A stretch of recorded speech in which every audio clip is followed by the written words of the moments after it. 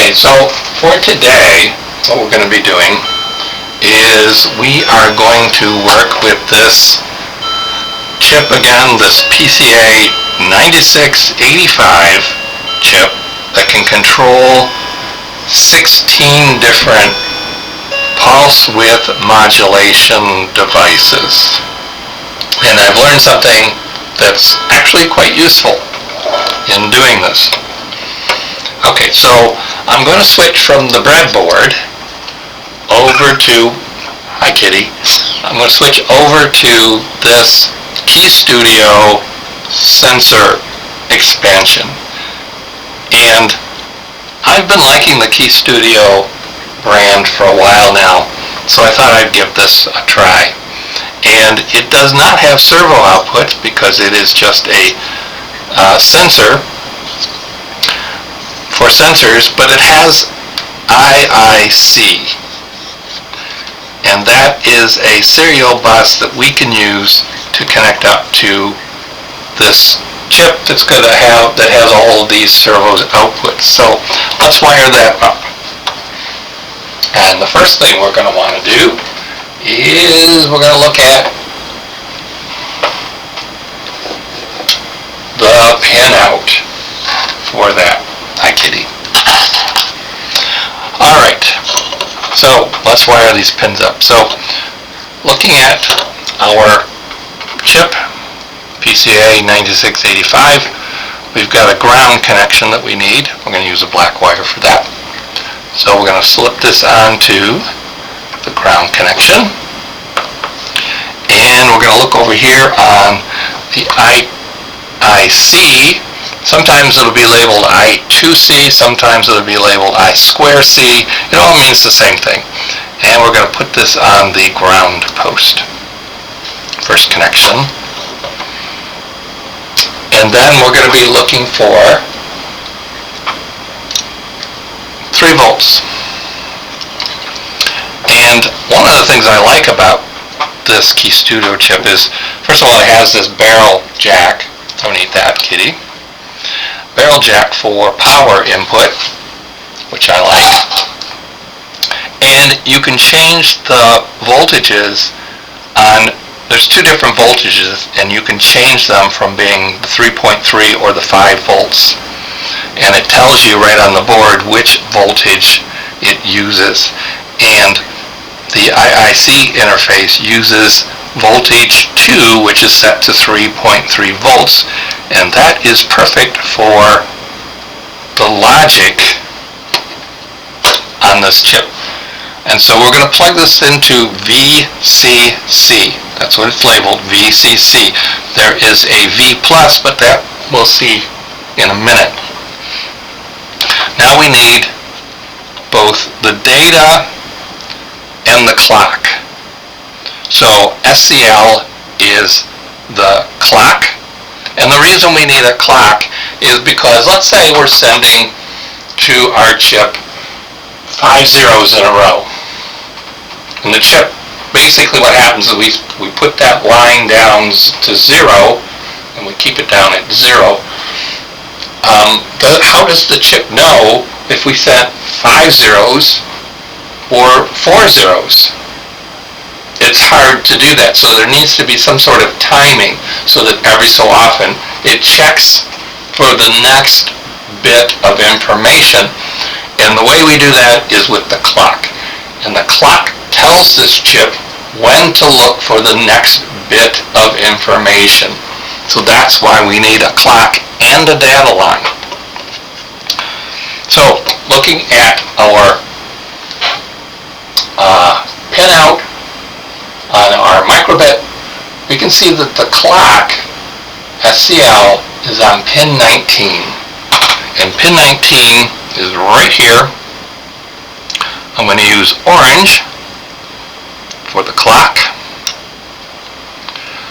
and I'm going to go ahead and plug this in where it says SCL, because that is the clock.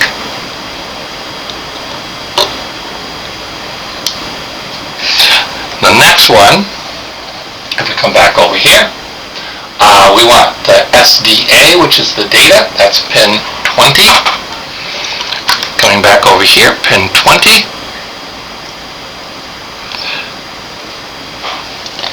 And we want that into the data line, SDA.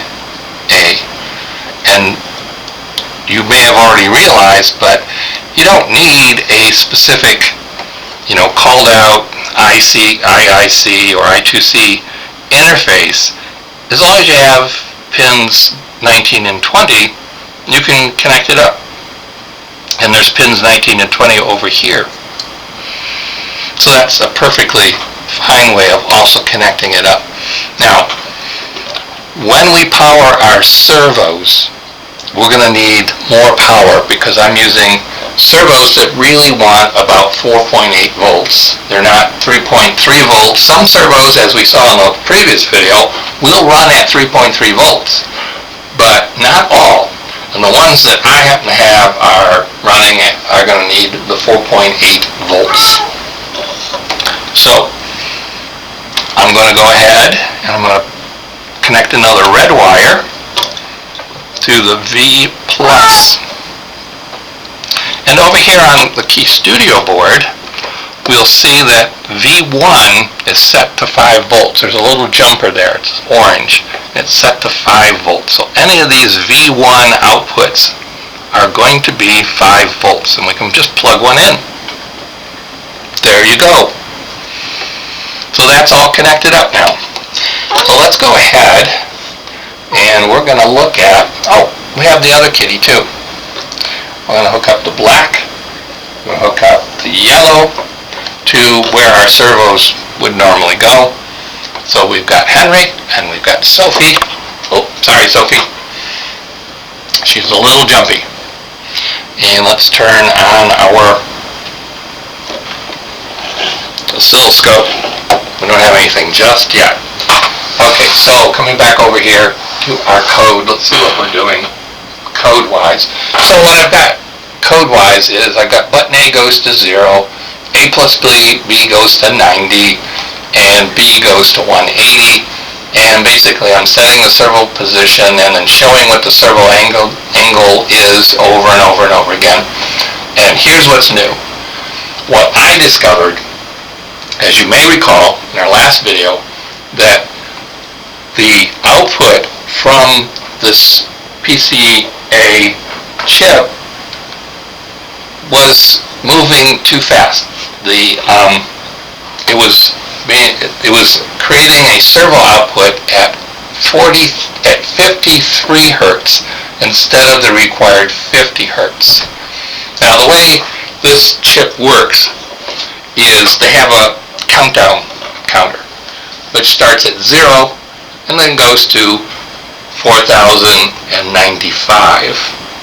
which is the biggest number that 12 bits can hold, which is why they tell you that this has 12 bits of resolution, because that counter starts at 0 and goes to 4095, so there's 12 bits.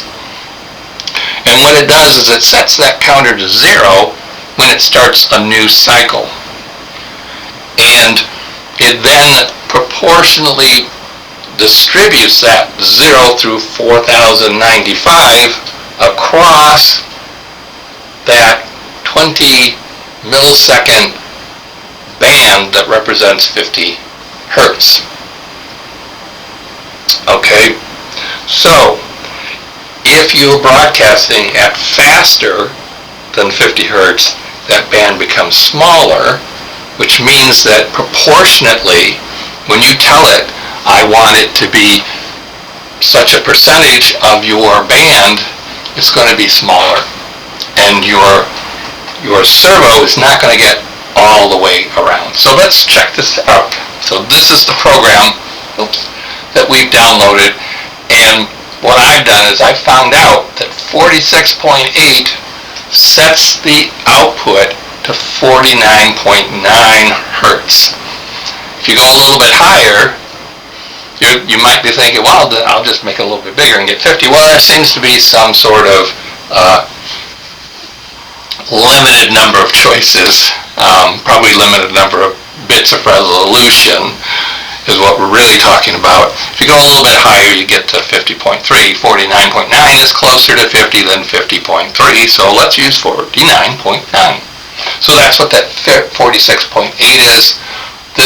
These two are in the PCA9685 extension, and to make it work, I soon learned that you have to reset the chip, and then you have to knit it, and this number is the frequency you want it set it to. So we're setting it a little bit low so it'll actually get us the 50. So let's turn this on, and I'm using the barrel plug. Oh, you can't see that. Let's go full screen on this. And I'm using the barrel plug, and on the Key Studio extension it says 7 to 9 volts. So I am setting, I've already done this, I've set my variable power supply to be 7.5 volts. That's one of the choices, so I've set that to 7.5 volts. Let's plug that back in. Okay, I hope that's okay. A little bit of a spark there. Alright, so let's plug this in. And it immediately goes to 90 degrees. That's what this is telling us, although you can't read it because of the display sync and the camera frequency. But here it says 1.5 milliseconds, which is exactly halfway. That is what we wanted. Now let's go to 0 by pressing this button. We're down to 0, and that is 1/2 of a millisecond, 500 microseconds, which is half a millisecond. That's exactly what we wanted. Let's push this B button, go to 180. We get 2.50 milliseconds. That is exactly, can't get any closer than that. Okay, so that, according to our scope, oh, and look, 49.9 hertz. Very close to the 50 hertz we want.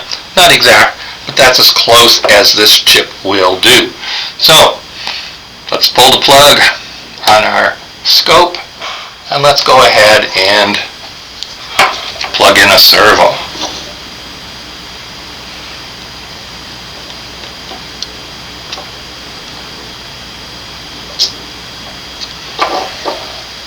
So there's 180.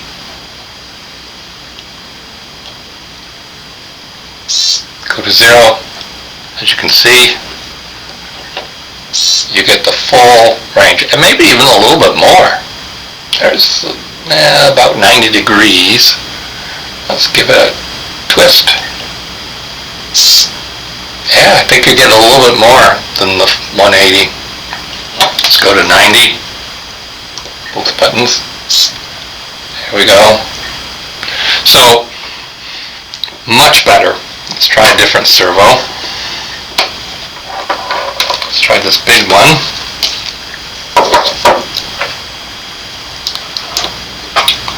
Last set of pins. Where we want this.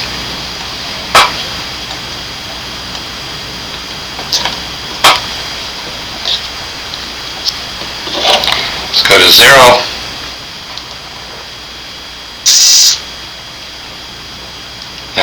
And let's go to 180. Pretty good.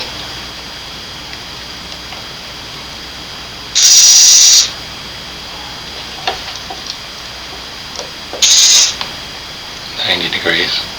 Okay, so now what we've seen here is that we can make use of these PCA9685 chips if we just know what frequency we need to set it to get the 50 hertz out. And what we saw in the last video was that the DF robot board also had problems getting to the right spot. And if we get our magnifying glass out because that's what I do now. And we can see that right there we've got a PCA9685 chip. That one right there is the same chip as this one right here. So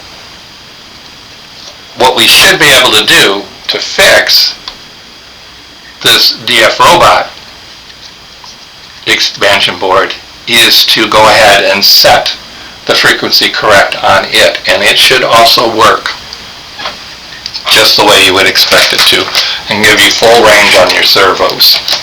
Okay, so that's what I wanted to show you in this video, that we can use one of these little chips, and I wanted to show you how this is a little bit less wiring than when we're using the breadboard, and I like this Key Studio board a lot. Okay, that's it for now. Thank you for watching, and we'll go back to our regularly scheduled animatronic robot next.